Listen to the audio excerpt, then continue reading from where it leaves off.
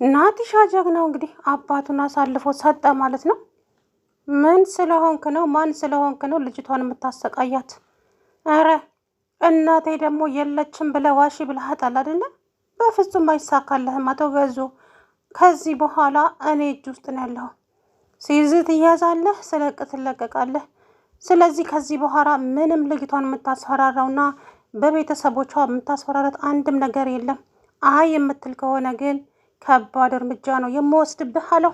የፈለግከውን አምጣ፣ የፈለግከውን ነገር ማምጣት ትችላለህ። እኔ ግን የእሷን ቤተሰቦች በቁጥጥር ስር አድርጌያቸዋለሁ። እንግዲያውስ ጠብቅ፣ ምን እንደሚመጣ ጠብቅ። አቶ ገዙ እረፍ፣ ልጅቷን ተዋት።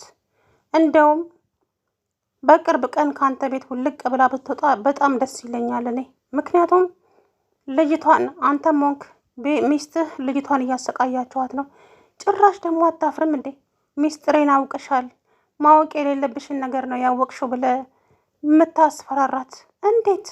ቆይ እንዴት ነው ማታፍረው አንተ? ከዚህ በኋላ አላርፍም ካልክ ግን ከባድ እርምጃ ነው የምወስደው። አንተ እኔን ነው የምታስፈራራው ወይስ ማንን ነው ሲለው፣ አዎ አንተን ነው የማስፈራራው። ምክንያቱም አርፈ የማትቀመጥ ከሆነ እመነኝ ዋጋ ትከፍላለህ። እኔ እስከ ዛሬ የታገስኩ እናቴ እጄ ላይ ትግባ ብዬ ነበረ። አሁንም ደግሞ ትገባለች እናቴ። መብላቷን ሳታውቅ እጇን ታጠበች አሉ። ይኸውልህ ልጅ ናቲ፣ ምንም ነገር አትቸኩል። እናት አሁን በደቂቃ ውስጥ ላጠፋ ትችላለሁኝ። ወንድ ነሃ ወንድ። እኔ እናንተ እስኪ እንግዲህ እንተያያለን። አርፈ የማትቀመጥ ከሆነ አቶ ገዙ እመነኝ ዋጋ አስከፍልሃለሁ አለው።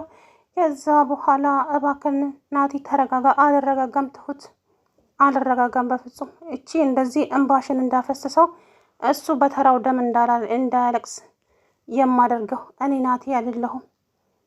ከዛ በኋላ እንግዲህ አበደች ማለት ነው ትሁቴ።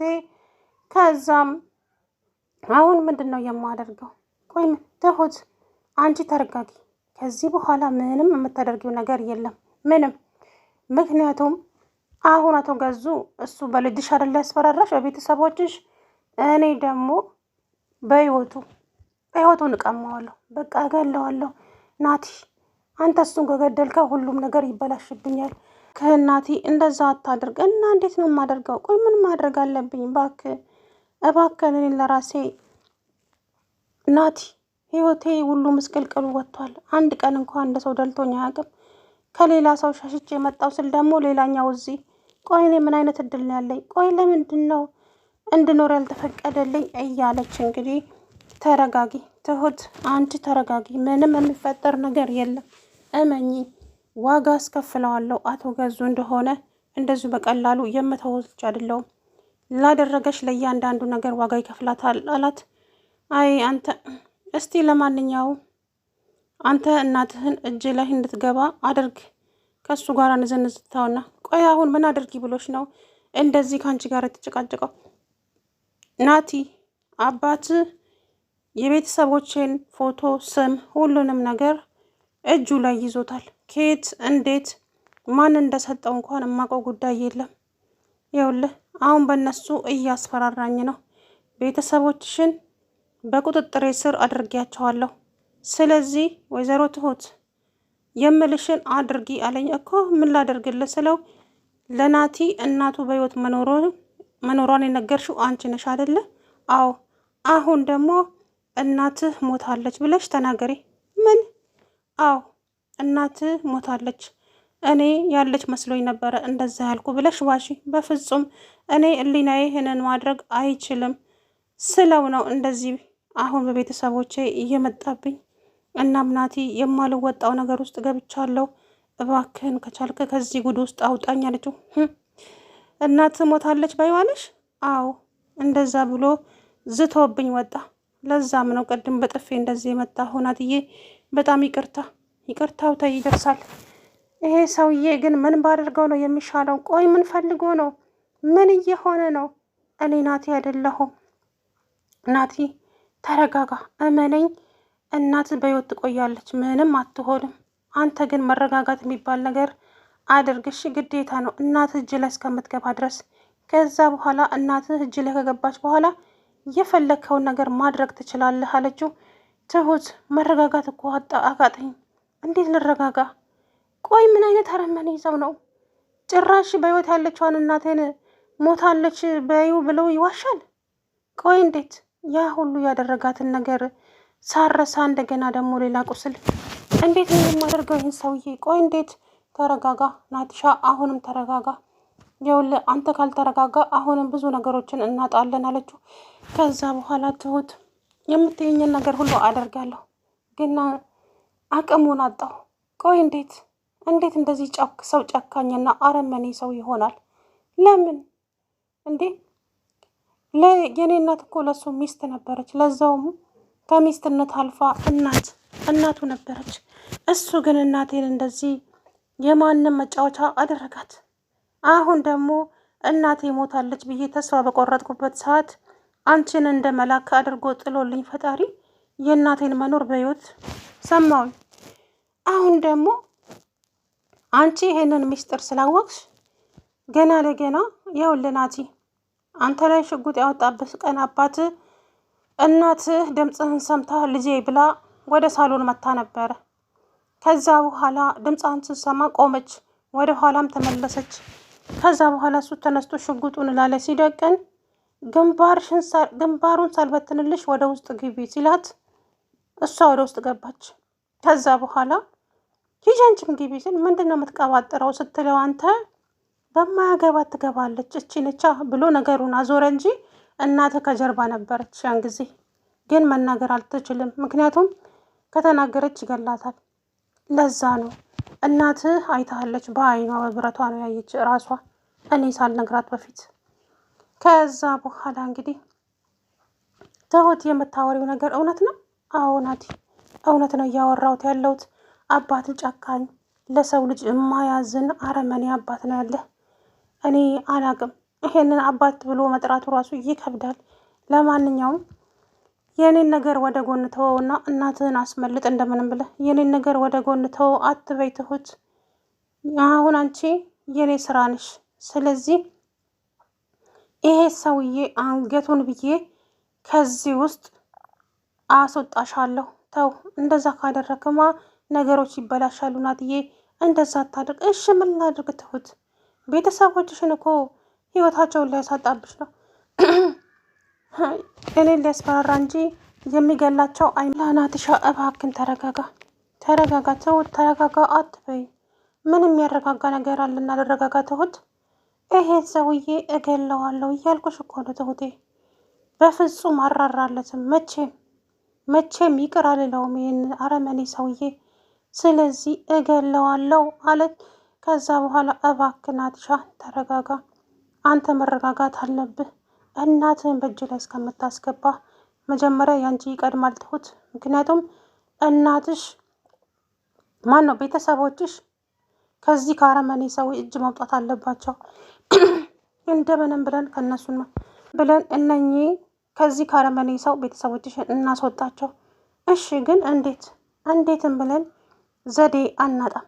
ግን ደግሞ እነኚህ አረመኔ ሰውዬ ይገላቸዋል ቤተሰቦችን። አውቃለሁ፣ ጨካኝ ሰው ነው፣ ለማንም የማይራራ ለገዛ ሚስቱ ለልጁ እናት ያራራ ለባዳዎቹ ያዝናል ብዬ ምንም የማስበው ነገር ስለሌለ ቶሎ ብለሽ ትሁት የሆነ መፍትሄ ፍጣሪ አላት። ከዛ በኋላ እንዴት? እሺ ምን ላድርግ ናትሻ? እባክን ተሰቃየሁብህ፣ እባክህ ናቲ የሆነ ነገር አድርግና ይሄን ሰውዬ ገላግለኝ አለችው። አታስቢ ትሁት፣ ምንም ነገር እንዳታስቢ፣ እውነቴን ነው የምልሽ፣ ቃል እገባልሻለሁ። ይሄን ሰውዬ እኔ ራሴ ገላግልሻለሁ አላት። ከዛ በኋላ አምላኬ ሆይ እርዳኝ፣ እባክህ እርዳኝና ይሄ ሰውዬ የሆነ ነገር አድርጌ ከዚህ ቤት ውስጥ እንዳስወጣልኝ እርዳኝ እያለች እንግዲህ ፈጣሪዋን መለመን ጀመረች። ከዛ በኋላም ትሁት ተረጋጊ ብሎ ውሃ ሰጣት። ከዛም እናቷ ጋር አለም ጋር ሄደች። ትሁቴ ምን ሆነሽ ነው? ምንድን ነው የምታለቅሽው ዛሬ? አለምዬ ጉዶንኜልሻለሁ፣ እንደ አይን ብሌኔ የምሳሳላትን ልጄን በሷ እያስፈራራኝ ነው ሰውየው፣ እገልብሻለሁ፣ ዘለዝላታለሁ እያለ እያስፈራራብኝ ነው። ምን እንደማደርግ ራሱ ግራ ገባኝ።